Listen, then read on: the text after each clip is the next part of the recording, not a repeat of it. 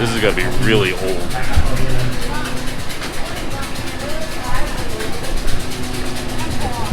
And not older.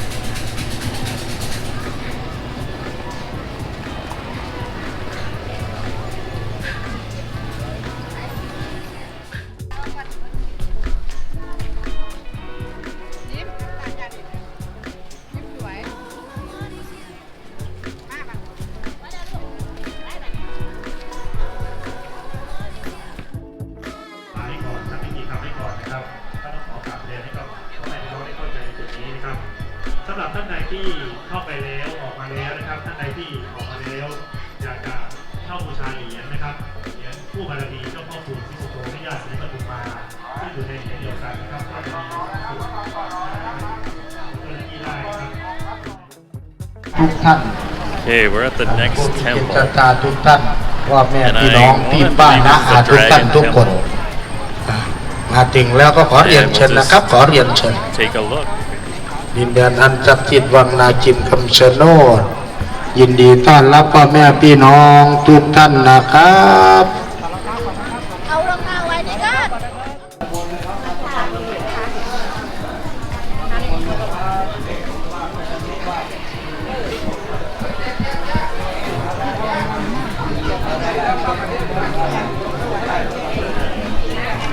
Shoeless.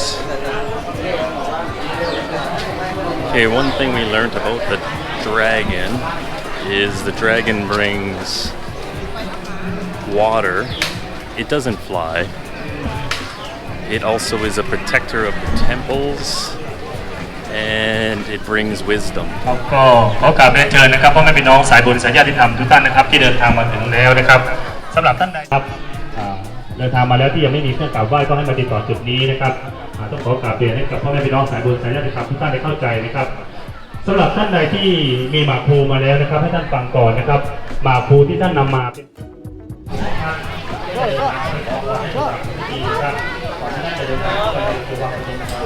ท่านเข้ามาติดต่อสอบถามในจุดนี้ก่อนนะครับ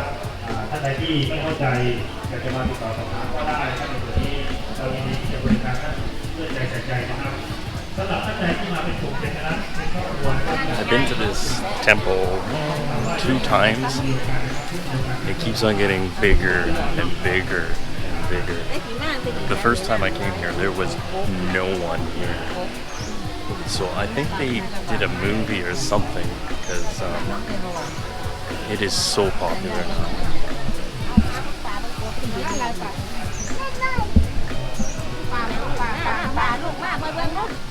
มาเขาเบิ่งลูกมาออกมาเขาเบิ่งก็มาทีวีไม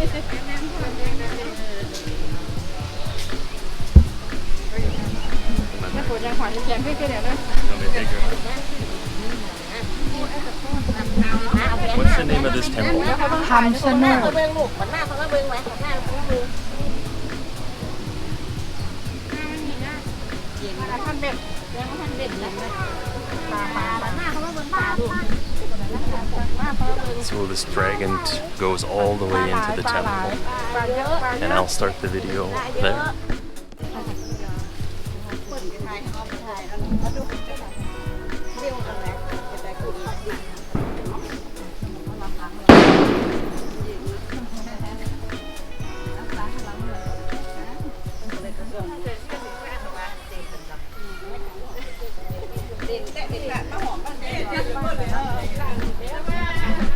Just want you to know that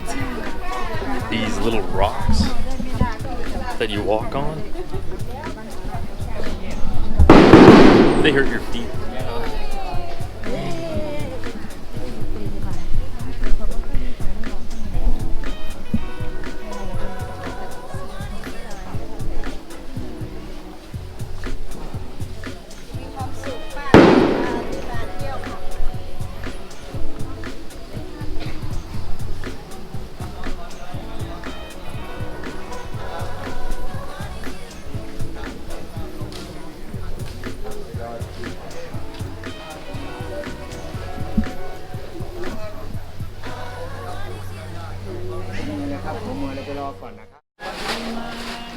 So there's 3 temples I don't know if you pray to each temple.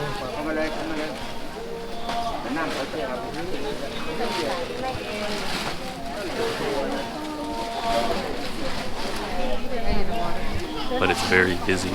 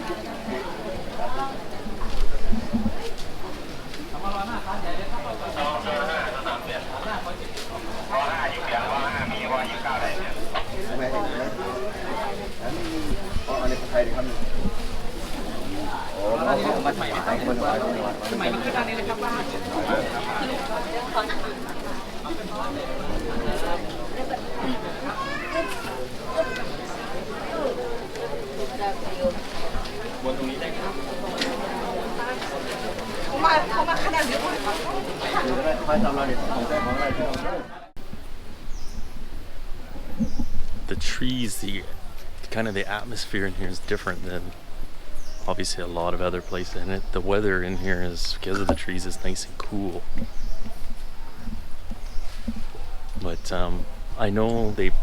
take on this tree. Last time I was here, they had people were putting powder on these roots. I'll show you some of the powder. I don't think they want them to do it anymore, and they look for lottery numbers.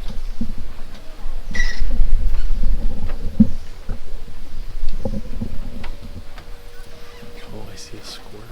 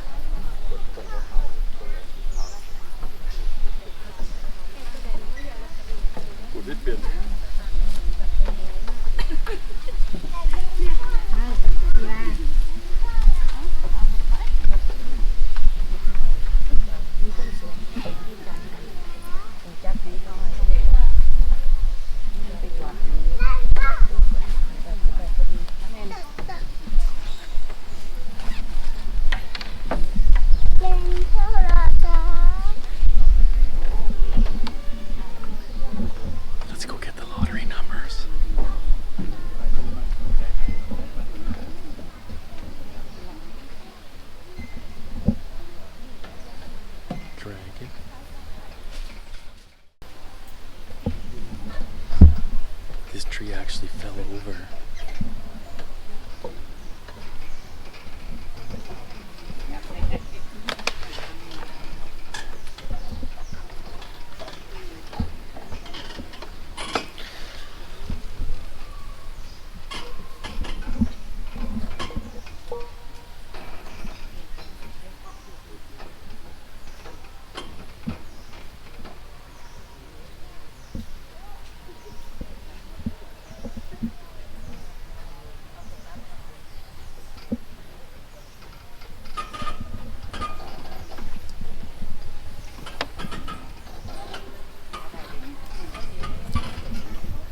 I didn't see no numbers.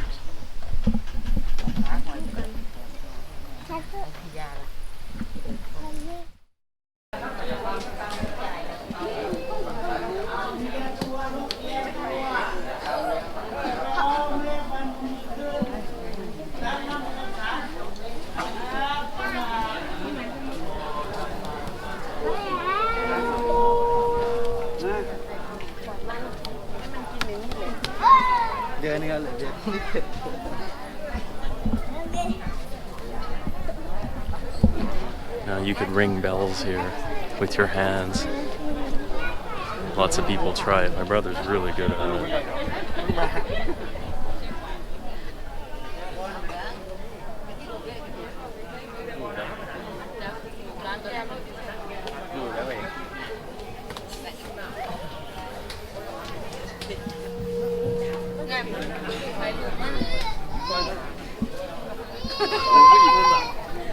บ้างหนากันเลย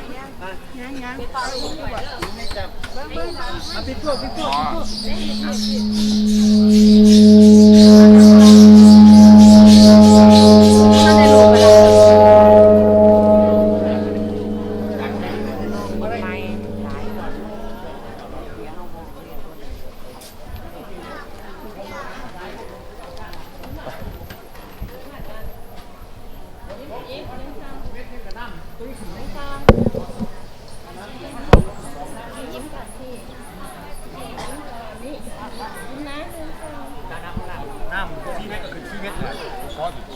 มันขึ้นบ่ได้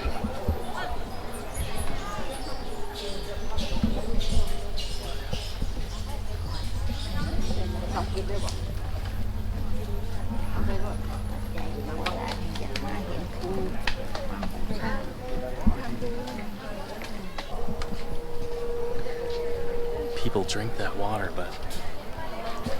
I don't know if I could. I might get sick. ข้างหน้าก็มีข้างหน้า